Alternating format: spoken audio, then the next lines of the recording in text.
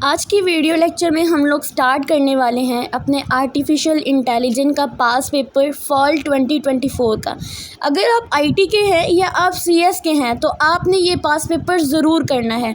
IT वाले ये सोचते हैं कि सीएस का नहीं करेंगे, सीएस वाले सोचते हैं आईटी का ही नहीं करेंगे, तो ऐसा बिल्कुल नहीं करना। अपने एक्सपीरियंस से मैं आपको ये शेयर करूँगी कि आपने सीएस एंड आईटी जो सब्जेक्ट मैच होते हैं उन दोनों को आपने करने की कोशिश करनी है।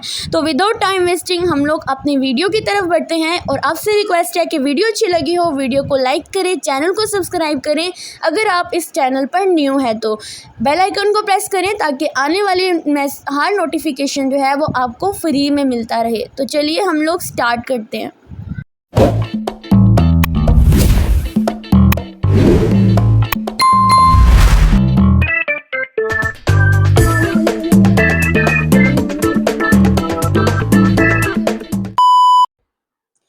Question number 1. Predicate calculus is one of the fundamental techniques to develop the logical based intelligent system.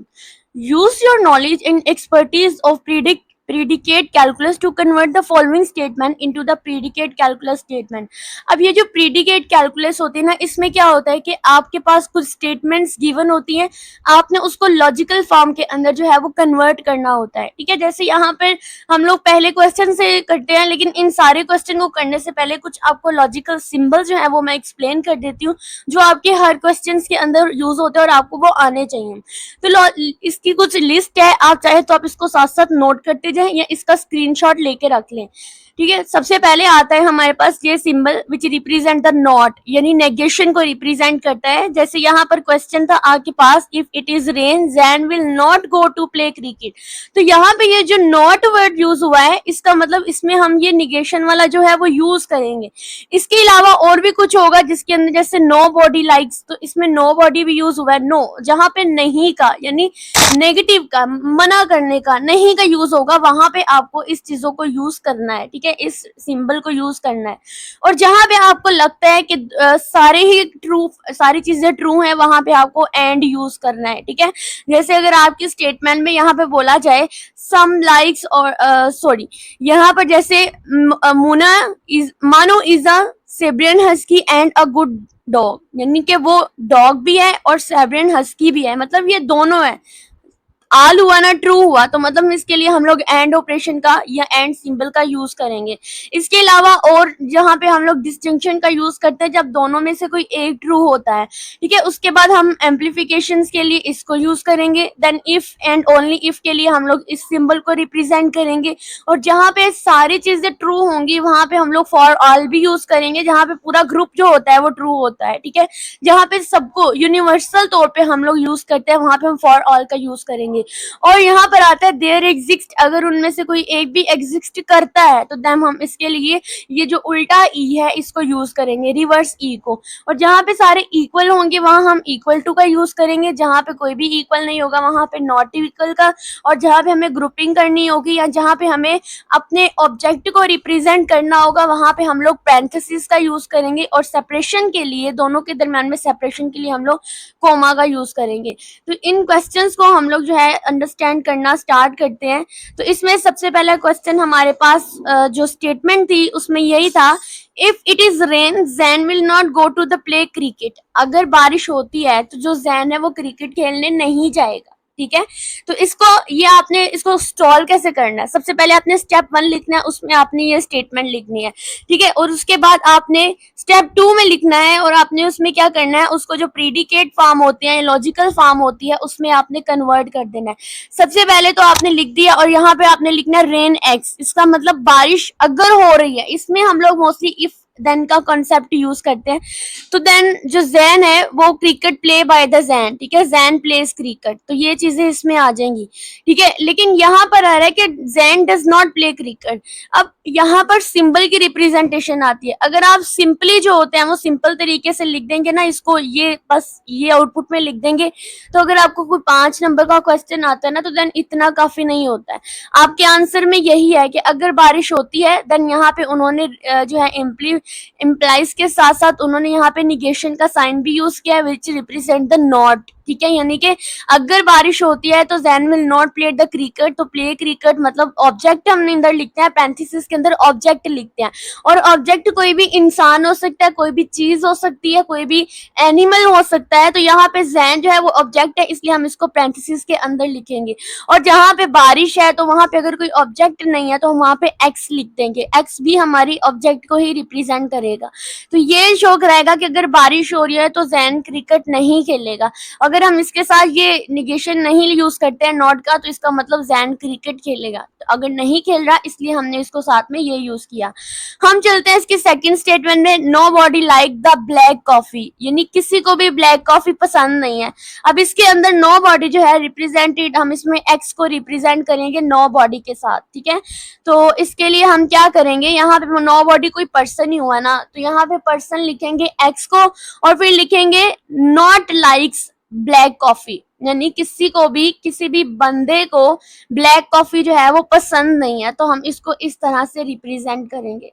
उसके बाद हम थर्ड वन पे चलते हैं। थर्ड वन की स्टेटमेंट है, मानो is a Siberian husky and मानो इज अ गुड डॉग, यानी ये दोनों को रिप्रेजेंट कर रही है, दोनों कंडीशन ट्रू है, तो उसके लिए हम लोग अपना एंड ऑपरेशन का जो है वो यूज करेंगे, ठीक है। इसमें लिखेंगे सेब्रियन हस्की जो है वो मानो है, और एक गुड डॉग भी मानो ही है, तो इसमें हम लोग इसके अंदर सिंपली ये साइन लिखेंगे, मानो को एज एन ऑब्जेक्ट लेंगे, और मानो क्या है हमारे पास, एक सिब्रियन हस्की भी है और एक हमारे पास गुड डॉग भी है।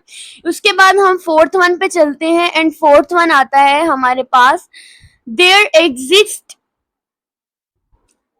फोर्थ वन आता है समवन लाइक ऑरेंजेस, यानी कि यहाँ पर है कि कुछ लोग जो है वो ऑरेंज को पसंद करते हैं, कुछ नहीं करते लेकिन कुछ करते हैं। यहाँ पर आप जो कंडीशन आती है वहां पे कोई ना कोई एग्जिस्ट कर रहा है जिसको ऑरेंजेस पसंद है, सम बॉडी, तो हम लोग यहाँ पे ई एक्स जो लिख देंगे, रिवर्स ई लिख देंगे, इसका मतलब किसी ना किसी को तो भाई पसंद है ना।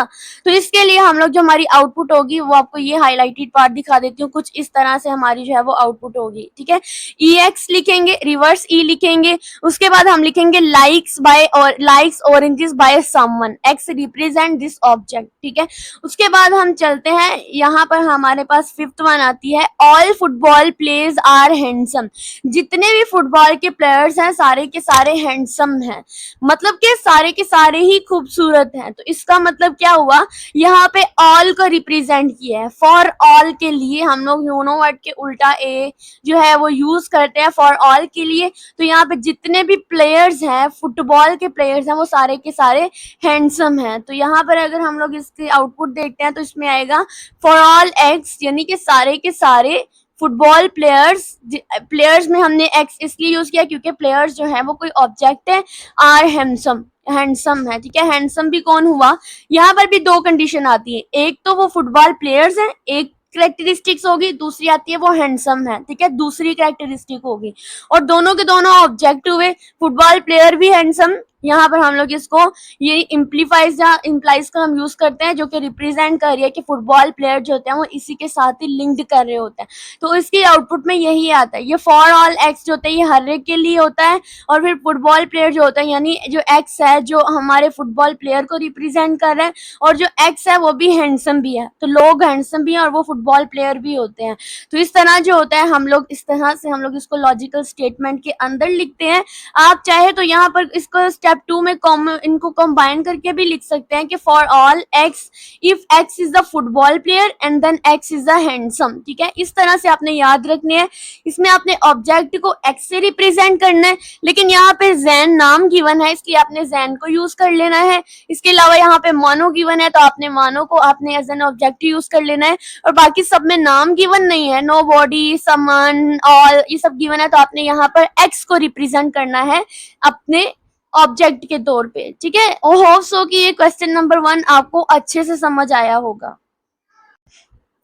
अब हम लोग स्टार्ट करेंगे अपना question number 2 which is define the task environment for agent, यानी एक एजेंट के लिए आपने टास्क एनवायरनमेंट को डिफाइन करना है।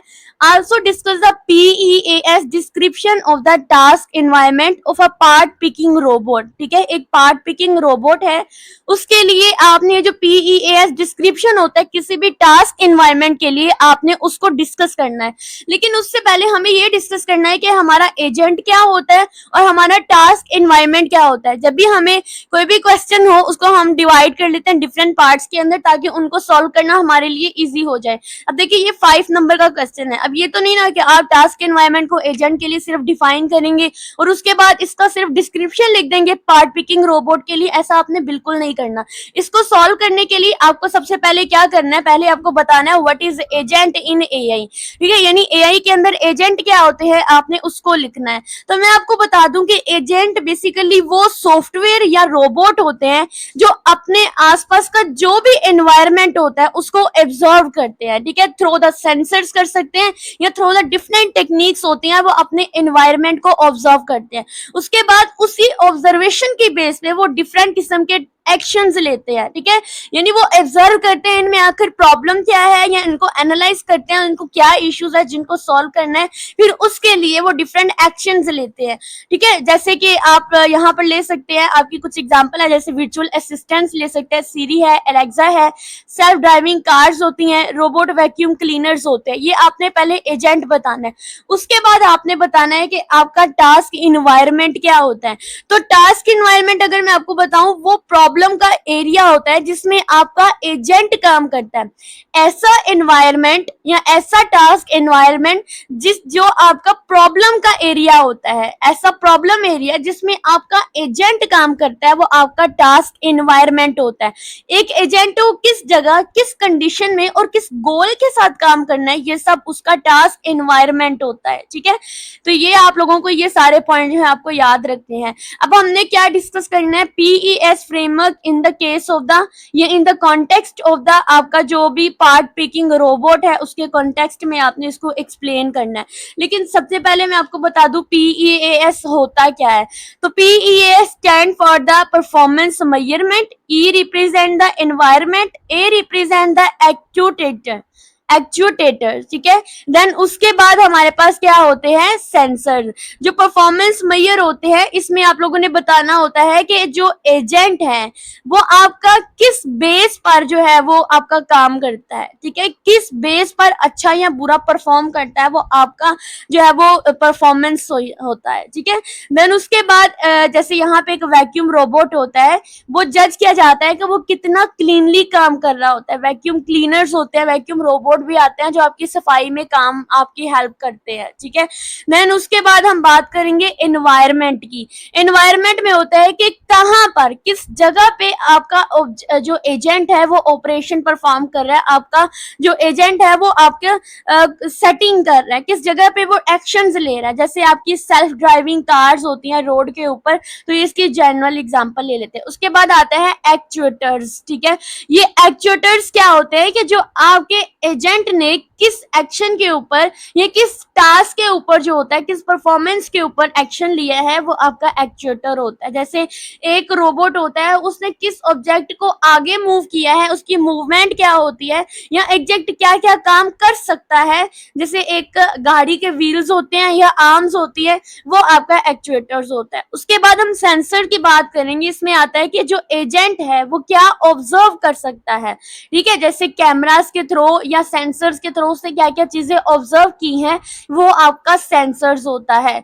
तो अब हम बात करेंगे अपने रोबोट पिकिंग के केस में हमारा जो ये परफॉर्मेंस एनवायरनमेंट एक्चुएटर सेंसर्स होता है ये कैसे काम करता है।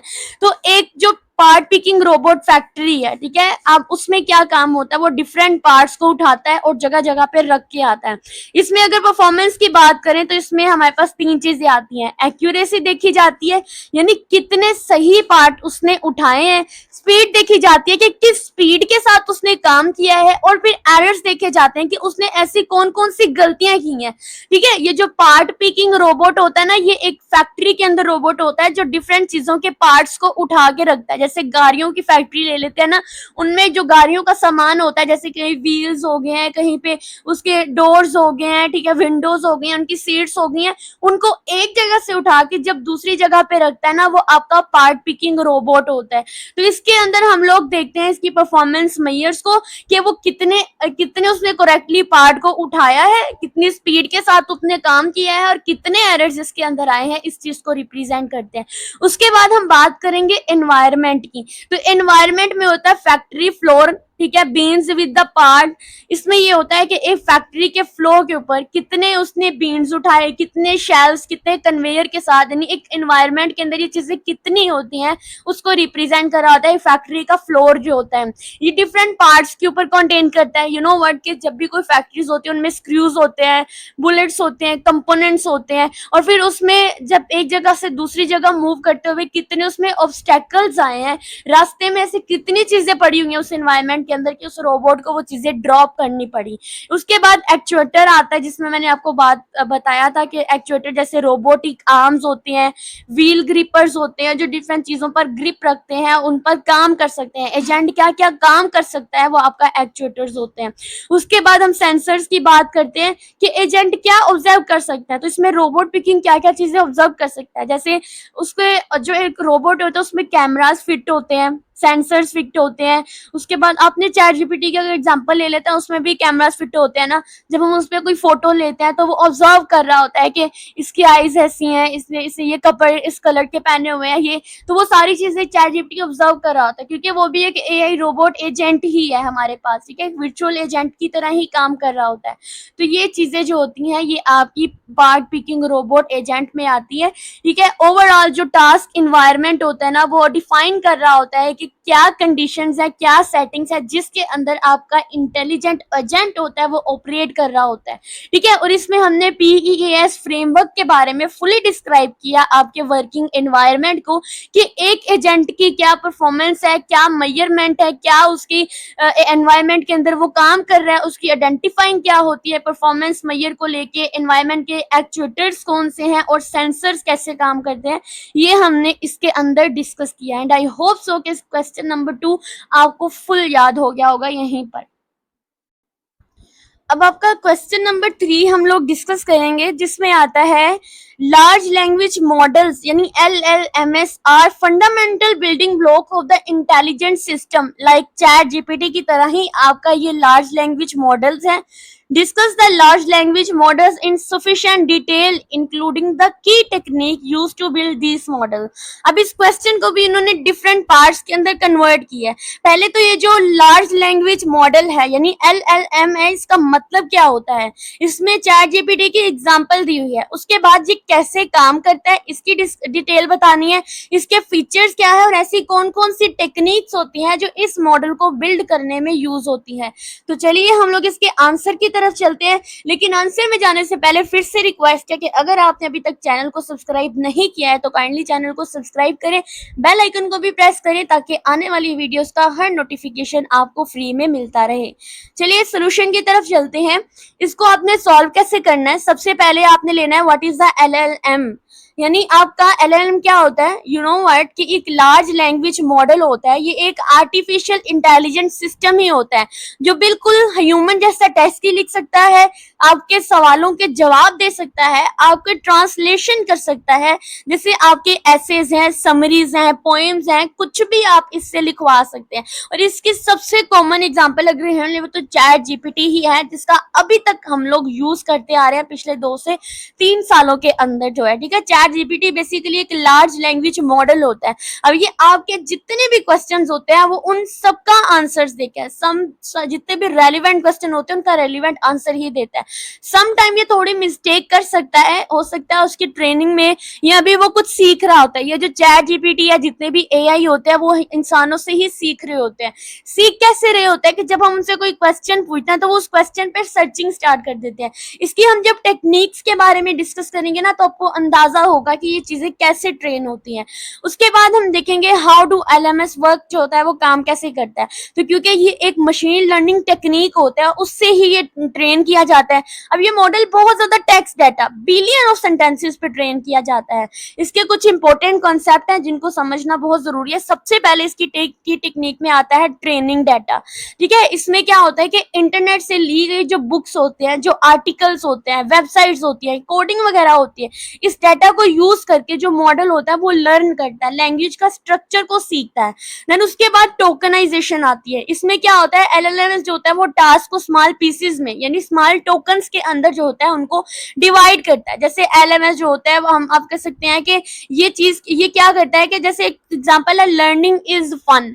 वो क्या करता है कि लर्निंग को एक छोटे टोकन में कन्वर्ट करता है, फन को एक अलग टोकन के अंदर डिवाइड कर देता है, उसको हम लोग टोकनाइजेशन बोलते हैं।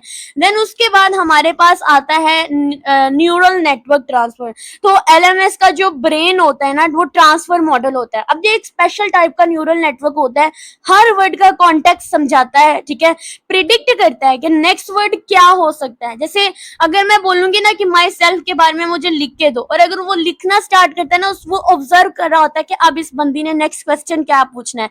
समटाइम आपने देखा होगा कि जो चीज हमने पूछनी होती है वो ऑलरेडी हमसे कहता है कि क्या मैं इसको नेक्स्ट एक्सप्लेन करना स्टार्ट कर दूं, फिर हम उसको बोलते हैं हाँ भाई तुम इसको कर दो, हमें इसको ही सीखना था। तो वो न्यूरल नेटवर्क के थ्रू होता है। न्यूरल नेटवर्क होता है बिल्कुल ह्यूमन ब्रेन की तरह काम करता है ये, ठीक है, बिल्कुल।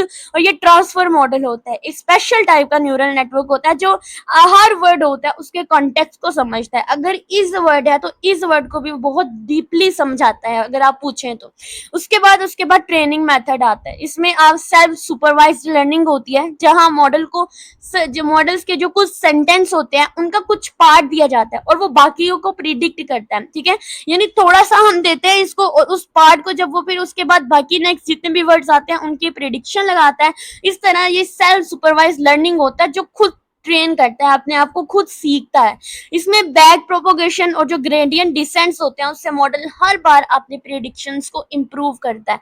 इसके अलावा हमारे पास एलएलएम के कुछ फीचर्स भी होते हैं, इनको भी आपके पास याद रखना बहुत जरूरी है, जिनमें एक हमारे पास आता है मल्टी लैंग्वेज सपोर्ट। इसमें क्या होता है कि ये मल्टी लैंग्वेज को सपोर्ट करता है, ठीक है, वर्क इन मैनी लैंग्वेज। आप उससे अरेबिक में बात करना चाहते हैं वो आपको अरेबिक में जवाब देगा, आप उससे पंजाबी में बात करना चाहते हैं आपको पंजाबी में भी जवाब देगा, फारसी, हिंदी, उर्दू जिसमें भी आप बात करना चाहते हैं वो आपको जवाब देगा, इसलिए ये मल्टी लैंग्वेज सपोर्ट होता है। उसके बाद कॉन्टेक्स्ट अंडरस्टैंडिंग यानी लॉन्ग मेमोरी के लिए, लॉन्ग जो कन्वर्सेशंस होती है उनके लिए भी कोहेरेंट समझा जाता है। क्रिएटिविटी एंड लॉजिकल एबिलिटीज होती हैं इसके अंदर। आप इसको कुछ हिंट देते हैं कि मुझे ऐसी स्टोरी चाहिए, वो आपको पूरी कंप्लीट स्टोरी बना कर देता है, उसमें आपकी प्रॉब्लम्स को सॉल्व करके देता है और आपको कोड भी जनरेट करके देता है। उसके बाद वर्सेटाइलिटी बोलते हैं, तो ये क्या करता है कि जो भी राइटिंग सिस्टम होता है, अगर आपने ट्रांसलेशन करानी है, समराइजिंग करानी है, कोडिंग करवानी है, तो देन आप इसका यूज कर सकते हैं। अब इसकी एप्लीकेशंस देख लेते हैं एलएलएम की। एक तो चैट जीपीटी होता है, दूसरा गूगल बार्ड होता है, ये भी एआई पावर सर्च असिस्टेंट होता है, गिटहब कोपायलट होता है, ठीक है, उसके बाद ग्रामरली की बात कर सकते हैं, उसके बाद एलेक्सा एंड सीरी है। तो ये था आपका question number 3 and I hope so कि मैंने इस क्वेश्चन को आपको बहुत डिटेल के साथ एक्सप्लेन किया है। आपने भी क्वेश्चन को पेपर में कैसे करना है, अगर यही पेपर आपको आता है या इससे रेलिवेंट आता है तो आपने एलएमएस के बारे में जानना है, ठीक है, ये होता क्या है। देन आपने उसके बाद फिर इसके जो फीचर्स होते हैं, टेक्निक्स होती हैं, इनकी एप्लीकेशंस होती है, चैट जीपीटी की एग्जांपल लेकर आपको इसको एक्सप्लेन कर सकते हैं। अब जो मैंने आपको एप्लीकेशंस बताई हैं, हो सकता है इस बार ये चैट जीपीटी का पूछा है और हो सकता है नेक्स्ट आपको ये गूगल बार्ड का कह दे, गिटहब का कह दे, तो ये एप्लीकेशन आपने याद रखनी है ताकि चैट जीपीटी के अलावा अगर वो कोई और भी एग्जांपल देता है तो आपको समझ आए कि भाई ये एलएलएमएस से ही रिलेटेड है, मैंने इसी का ही इसका जो है वो आंसर लिख देना है। अब हमारे पास है क्वेश्चन नंबर 4 जिसकी स्टेटमेंट है define the monotonicity of the search algorithm, discuss how it is used to find an optimal solution. कि ये ऑप्टिमल सोल्यूशन फाइंड आउट करने में कैसे यूज होता है, आपने इसको डिस्कस करना है। और इसमें उन्होंने कुछ एल्गोरिदम के हिंट दिए हैं, जैसे एस्टेरिक है वो एक मोनोटोनिक है, ठीक है। इसके सोल्यूशन की तरफ चलते हैं। सबसे पहले तो इसका बेसिक कॉन्सेप्ट समझ लेते हैं स्टेप 1 में कि मोनोटोनिसिटी होता क्या है और ये किस सर्चिंग एल्गोरिदम से होता है। तो पहले ये आपको समझना चाहिए कि ये क्वेश्चन जो है ये सर्चिंग एल्गोरिदम के किस टॉपिक का पार्ट है। अगर आप अपने आउटलाइन देखते हैं तो उसमें कुछ सर्चिंग एल्गोरिदम होते हैं, उसमें आपके एस्टेरिक और जो डाइजेक्स्ट्रा होते हैं ये उस टॉपिक का जो है उसमें बेसिक कॉन्सेप्ट आता है, उसकी प्रॉपर्टी में से है, ठीक है, जिसमें आप अपने ह्यूरिस्टिक फंक्शन और जो आपके ऑप्टिमली और एफिशिएंसी जिसमें आपने बेस्ट सोल्यूशन ढूंढना होता है उसमें आपका ये यूज होता है। ह्यूरिस्टिक फंक्शन जो होता है हम इसके अंदर यूज करेंगे जो कभी कभी भी डिक्रीज नहीं होती है, उसकी कॉस्ट जो होती है वो हमेशा इंक्रीज होती है या इक्वल रहती है किसी भी पाथ के थ्रू। तो पहले हम देख लेते हैं what is the heuristic function क्या होता है। ठीक है, ह्यूरिस्टिक फंक्शन का मतलब होता है कि एक जो एस्टिमेट होता है उसका जो गोल होता है उस तक पहुंचने के लिए कितना डिस्टेंस आपको चाहिए होता है, और उसमें एस्टिमेटेड कोड जो होती है एक नोड से गोल नोड तक वो कितनी होती है, वो आपका ह्यूरिस्टिक फंक्शन होता है। अब ये जो एल्गोरिदम होते हैं, जितने इंपॉर्टेंट इससे रिलेटेड सर्चिंग एल्गोरिदम्स होते हैं, इनका जो मेरे ओल्ड चैनल था इनोवेट आईटी जोन, उस पर मैं ऑलरेडी इसको अपलोड कर चुकी हूँ। ठीक है, डिटेल के साथ मैंने इसको एक्सप्लेन किया है। उनके जो लिंक है वो आपको डिस्क्रिप्शन बॉक्स में भी मिल जाएंगे, या फिर उनको मैं फर्स्ट कमेंट के अंदर जो है वो पिन कर दूंगी, ताकि आपको डिस्क्रिप्शन बॉक्स की बजाय कहीं भी उसको फाइंड आउट करना ना पड़े। आप लोग कमेंट में जाकर भी उसको देख सकते हैं। तो आप लोग वहां पर क्लिक करेंगे, सिंपली आप उस चैनल पर चले जाएंगे। ठीक है, वीडियो में आगे बढ़ने से पहले आपने मेरे दोनों चैनल को सब्सक्राइब करना है, वीडियोस को लाइक करना है और अपने फेलोज के साथ भी शेयर करना है। अब ये जो मोनोटोनिक है, ये बेस्ट पास कैसे फाइंड आउट करने में हमारी हेल्प करती है। इसमें हम लोग क्या करते हैं, हम लोग एक फार्मूला यूज करते हैं, मैथमेटिकली फार्मूला यूज करते हैं। इसमें ये आपने मैथमेटिकली फार्मूला याद रखना है ह्यूरिस्टिक फंक्शन का, क्योंकि जो आपके मोनोटोनिक होता है उसमें जो बेस्ट पाथ फाइंड आउट करना होता है ना, उसमें ह्यूरिस्टिक फंक्शन का जो फार्मूला होता है वो सबसे ज्यादा कॉमन होता है। ठीक है, इसमें फार्मूला क्या होगा, h n less than equal to cost, then आपकी ये करंट नोड एक्यूरेट, और फिर आपका ये जो चीज होती है ये आपकी रिप्रेजेंट करती है आपकी गोल नोड तक। ठीक है, देन उसके बाद फिर आपका ये फंक्शन, ये फार्मूला आपको याद रखना है। इसमें जहां पर आपकी मैं पहले बात बताऊंगी, जो एन होता है ना, ये रिप्रेजेंट कर रहा होता है आपकी करंट नोड को। उसके बाद ये जो आपकी जो आपके एन बार है ना, ये रिप्रेजेंट कर रहा होता है आपकी नेक्स्ट नोड को आफ्टर टेकिंग एक्शन। कोई भी एक्शन लेने के बाद जो आपकी नेक्स्ट नोड होती है उसको हम लोग एन बार से रिप्रेजेंट करते हैं।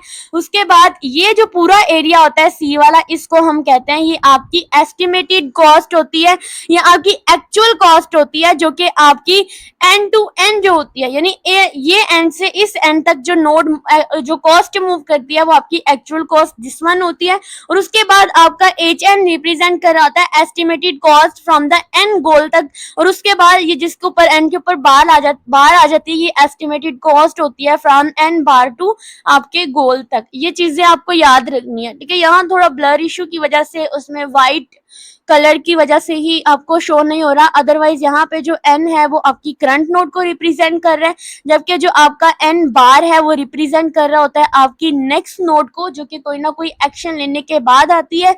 और उसके बाद ये जो आपका पूरा फंक्शन होता है, ठीक है, सी एन एन, इसका मतलब होता है आपकी जो एक्चुअल कॉस्ट होती है वो आपके एन गोल से जब एन बार गोल तक मूव करती है तो वो, और उसके बाद एच एन जो होता है ह्यूरिस्टिक फंक्शन एन रिप्रेजेंट कर रहा होता है आपकी estimated goal from the end goal से, और फिर जो आपका एच बार एन होता है represent the estimated cost from the n bar to goal. ठीक है, जो मैंने बोला है आपने इसको याद रखना है तो आपको ज्यादा अच्छा रहेगा। अब यहाँ पे एग्जांपल देख लेते हैं, एग्जांपल से ज्यादा आपको समझ आएगी। जैसे अगर एक सिटी है, अगर मैं एक सिटी ए में हूँ, ठीक है, फॉर एग्जाम्पल ये ए सिटी में मैं खड़ी हूँ, और मुझे सिटी बी से सिटी सी तक जो है वो जाना है। ठीक है, यहाँ से मैं सिटी ए में हूँ और मुझे सिटी ए से बी और बी से सी तक जाना है, और सिटी ए टू बी की जो कॉस्ट है वो मेरे पास 5 है, जबकि बी टू सी तक की कॉस्ट जो है वो मेरे पास 4 है। तो एच सी मेरे पास क्या होगा, एच सी में क्या है, एच सी आप समझ लें कि आपके पास h c is equal to 2 है, यानी एस्टिमेशन मैंने लगाई है कि गोल तक का जो डिस्टेंस है उसकी कॉस्ट आपके पास 2 है। तो हम क्या करेंगे कि जो एच बी होता है वो कभी एच सी प्लस 4 से ज्यादा नहीं होना चाहिए। ठीक है, जो आपका एच सी है, एच जो बी है वो कभी भी एच सी प्लस 4 से ज्यादा नहीं होना चाहिए, आपका इससे ज्यादा नहीं होना चाहिए। ठीक है, तो या तो वो आपका कम नहीं होना चाहिए, ठीक है, ज्यादा नहीं होना चाहिए या कम नहीं होना चाहिए। आप कह सकते हैं इक्वल हो सकता है या लेस देन इक्वल टू हो सकता है। अगर ऐसा होता है कि आप अगर इसको सोल्व करते हैं, जैसे एच बी है, अगर वो लेस देन या इक्वल टू 6 होता है तो इसका मतलब वो आपका मोनोटोनिक होता है, क्योंकि आपकी जो वैल्यू पहले से एस्टिमेटेड होती है या एक्चुअल होती है वो आपकी हमेशा मोनोटोनिक में इंक्रीज होती है। लेकिन जब आप ह्यूरिस्टिक फंक्शन का यूज करते हैं, क्योंकि मैंने बी टू सी तक जाना है, तो बी जो है वो कभी भी सी से ज्यादा नहीं होना चाहिए, वो हमेशा कम होना चाहिए। देन एच बी जो होता है वो लेस देन इक्वल टू 6 हुआ, तो ये आपका मोनोटोनिक होता है। अब हम देखेंगे मोनोटोनिक की इंपॉर्टेंट क्या होती है। अब सबसे पहले तो ये आपके जो ऑप्टिमलिटी यानी आपके जो एज कैरिक होते हैं इनका यूज करते हुए आपको शॉर्टेस्ट पाथ फाइंड आउट करने में हेल्प करता है। आपके जो कोड होते हैं या आपके जो बेस्ट पाथ होते हैं उनकी जो एफिशिएंसी होती है उनको इम्प्रूव करता है। कभी भी री एक्सटेंड नहीं किया जाता, री एक्सपेंड नहीं किया जाता है, एक ही बार वो चलती है और आपका कंप्यूटेशन टाइम जो होता है उसको सेव कर लेता है। जो एक बार में कॉस्ट लग गई वो लग गई, दोबारा इसको हम एक्सपेंड नहीं करेंगे। उसके बाद कंसिस्टेंसी आती है, यानी हेरिस्टिक जो होती है वो कभी भी ओवर एस्टिमेट नहीं होती है, हमेशा इसकी कॉस्ट एक्चुअल कॉस्ट ही होती है जो इसको ज्यादा रिलायबल बनाती है। अब इस पार्ट में हम लोग डिस्कस करेंगे अपने क्वेश्चन नंबर 5 को, जिसकी स्टेटमेंट है what is the hill climbing search, discuss the 8 queen problem in this context. अब हमने 8 क्वीन प्रॉब्लम जो होती है, यू नो व्हाट, कि आपने कोई चेस गेम खेली होती है ना, उसके अंदर 8 क्वीन प्रॉब्लम्स होती है और हम लोग इसको हिल क्लाइंबिंग सर्च के कॉन्टेक्स्ट में जो है वो डिस्कस करेंगे। तो चलते हैं अपने आंसर की तरफ। सबसे पहले हम लोग देख लेते हैं हमारे पास हिल क्लाइंबिंग सर्च होती क्या है। अब ये जो ह्यूरिस्टिक सर्च एल्गोरिदम होता है इसमें एक हमारे पास टेक्निक होती है, एक सर्चिंग एल्गोरिदम होता है जिसका नाम है हिल क्लाइंबिंग। एक ऐसी ह्यूरिस्टिक सर्च एल्गोरिदम जो कि बेस्ट सोल्यूशन ढूंढने के लिए हर स्टेप पे करंट स्टेट से बेटर नेबर की तरफ मूव करती है, यानी कि हमेशा जो है ऑप्टिमल सोल्यूशन की तरफ जाती है, कभी भी अपने से कम की तरफ जो होती है ये मूव नहीं करती है। हिल क्लाइम का मतलब होता है कि आगे की तरफ मूव करना, ठीक है। अगर कोई भी दरमियान में कोई भी अगर इसको कोई मतलब कोई ऑब्स्टेकल आ जाता है, किसी वजह से ये टकरा जाती है किसी चीज से, ये इसके फेलियर के चांसेस हो जाते हैं या किसी जगह पे स्टक हो जाती है, तो तब ये उसको ऑप्टिमल सोल्यूशन नहीं मिलता। जबकि हिल क्लाइंबिंग का मतलब होता है अपने डेस्टिनेशन तक जाने के लिए हमेशा उसको जो होता है बेस्ट पाथ को चूज करना, उसके जो नेबर्स होते हैं, जो नेबर स्टेट होती है उस तक उसको पहुंचना होता है, ये आपकी हिल क्लाइंबिंग होती है। आपने एक गेम खेली होगी हिल क्लाइंबिंग गेम, उसमें क्या होता है कि वो जो व्हीकल वाला होता है ना वो हमेशा बेस्ट पाथ की तरफ जाने की कोशिश करता है, उसके रास्ते में जितनी मर्जी रुकावटें आ जाए सबको वो पार करने की कोशिश करता है। उसको रास्ते में फ्यूल्स मिलते हैं जो उसको पावर देते हैं और फिर आखिरकार उसके डेस्टिनेशन अभी पता नहीं चलती है, उसके भी कई लेवल्स आ जाते हैं, ठीक है। तो यहाँ पर भी हिल क्लाइंबिंग सर्च उसी को देखकर ही, इसी को देखकर, इसी एल्गोरिदम का यूज करते हुए उस गेम को बनाया गया है। लेकिन हमारे पास जो होता है, हमारे यहाँ पे एल्गोरिदम के स्टेप अगर देखें, सबसे पहले रैंडमली किसी भी इनिशियल स्टेट से हम इसको स्टार्ट कर सकते हैं, ठीक है। हमेशा नेक्स्ट वाला जो नेबर होता है, नेक्स्ट स्टेट होती है, उसको ये इवैल्यूएट करता है जितने भी पॉसिबल नेक्स्ट स्टेट होती है, और फिर हमेशा ये मूव करता है बेस्ट नेबर की तरफ जो इसको बेस्ट सोल्यूशन की तरफ लेकर जाते हैं, और ये रिपीट होता रहता है जब तक अपने गोल स्टेट तक जो होता है ये रीच नहीं कर जाता है। आपने डाइजेस्टस सिस्टम पढ़ा होगा जिसके अंदर हमेशा बेस्ट सोल्यूशन जो होते हैं उसको फाइंड आउट करने की कोशिश करते हैं, तो ये भी एल्गोरिदम कुछ उसी से ही रेलिवेंट होता है। अब इसमें कुछ प्रॉब्लम्स आती हैं जैसा कि लोकल मैक्सिमम। इसमें क्या होता है कि जो नेबर स्टेट होता है अगर वो इससे ज्यादा बेटर हो जाता है तो ये कोई ग्लोबल बेस्ट नहीं समझा जाता है, वो इससे अगर मैक्सिमम तक चला जाता है तो देन इसको हम अच्छा नहीं समझते हैं, ठीक है। क्योंकि इसमें कुछ प्रॉब्लम ऐसी है कि ऐसी जगह जहां से कोई भी बेहतर नेबर नहीं मिलता है उसको, लेकिन वो ग्लोबल बेस्ट ही नहीं होता है, तो इस वजह से इसको हम लोकल मैक्सिमम कहते हैं, ठीक है। इसको मैक्सिमम जो है वो अगले स्टेट तक जाना पड़ता है जब तक इसको ऑप्टिमल सोल्यूशन नहीं मिल जाता, ठीक है। उसके बाद आता है प्लेट्यू, इसका मतलब होता है सब जगह की वैल्यू जो होती है वो इक्वल होती है, प्लेन होती है, तो इस वजह से भी इसमें ये प्रॉब्लम, इसको हिल प्रॉब्लम क्लाइंब में प्रॉब्लम समझा जाता है। देन उसके बाद रिज आ जाता है जिसमें क्या होता है जो गोल होता है वो रीचेबल है लेकिन सीधे रास्ते से नहीं मिलता, अपने गोल तक जा सकते हैं लेकिन उसको ऑप्टिमल सोल्यूशन नहीं मिलता है, वो टेढ़े मेढ़े रास्तों से भी जा सकता है, ठीक है। इसको हम रिज बोलते हैं, या तो वो प्लेन ना हो या तो वो रिज ना हो, ठीक है, या तो उसको जो है वो बेस्ट पाथ नहीं मिल रहा होता। ये सारी प्रॉब्लम जो आती है हमारी हिल क्लाइंबिंग के साथ आती है। अब हमारे क्वेश्चन में था आपने इसको डिस्कस करना था 8 क्वीन प्रॉब्लम के साथ हिल क्लाइंबिंग को, तो इस प्रॉब्लम को मैं आपको एक चेस गेम के साथ जो है वो करके देखूंगी क्योंकि उसी के अंदर ही ये 8 क्वीन आते हैं। जो चेस बोर्ड होता है उसके 8x8 पर क्वींस को ऐसे रखा होता है, कोई भी क्वीन एक दूसरे को मार नहीं सकती है, एक दूसरे के साथ जो होती है उनका टकराव नहीं हो सकता। वो जो क्वींस रखी जाती हैं उस पूरे चेस बोर्ड के ऊपर जो है वो 8 क्वींस रखी जाती हैं, हर कॉलम में अलग अलग रखी जाती है, हर रो में अलग अलग रखी जाती है, हर डायगोनल उसका अलग होता है, कोई भी एक दूसरे के साथ टकराती नहीं है, ठीक है, कॉन्फ्लिक्ट पैदा नहीं करती, एक दूसरे पे अटैक नहीं करती हैं। जैसे अगर यहाँ पे अगर मैं इसको एक्सप्लेन करूं तो ये आपके पास देखें यहाँ पे 8 क्वींस हैं। अगर आप काउंट करते हैं तो आपके इस कॉलम में भी 8 क्वीन है, आपके इस रो में भी एक है, आपके डायगोनल में भी एक एक ही है, हर कॉलम एंड रो में आपको एक एक क्वीन ही मिलेगी। लेकिन अगर ये होता है रैंडमली आप इसको रख देते हैं कहीं भी, लेकिन कोशिश रैंडमली रखते हुए आपको ये कोशिश करनी है कोई भी एक ही रो में या एक ही कॉलम में सेम ना आ जाए। अगर सेम आ जाती है तो ये यहाँ पे हिल क्लाइंबिंग जो होता है प्रॉब्लम करता है, ठीक है। अब मैं क्या करूंगी, इनिशियली फॉर एग्जाम्पल मैं इस क्वीन को उठाती हूँ और इसको मैं आगे की तरफ मूव कर जाती हूँ, लेकिन आगे की तरफ मूव करना मेरे लिए बेस्ट रहा, क्यों? क्योंकि ये किसी के साथ भी कंफ्लिक्ट नहीं हुई, किसी के साथ भी टकराई नहीं है, इसका मतलब मैं अभी तक अपनी गेम को कंटिन्यू रख सकती हूँ। इसके अलावा फिर आगे इस वाले को उठाया, इस वाले को अगर मैंने आगे रखा तो यहाँ तक, और अगर खेलते खेलते कहीं ऐसा हो गया कि ये यहाँ इसको यहाँ से यहाँ तक मूव किया और फिर इसको मैंने यहाँ से यहाँ तक मूव किया, तो इन दोनों में अगर मैं इसको मजीद खेल कर यहाँ तक लाऊंगी तो दोनों में कोई ना कोई कंफ्लिक्ट पैदा हो रहा है, तो यहाँ पर मैं अपनी गेम को स्टॉप कर सकती हूँ।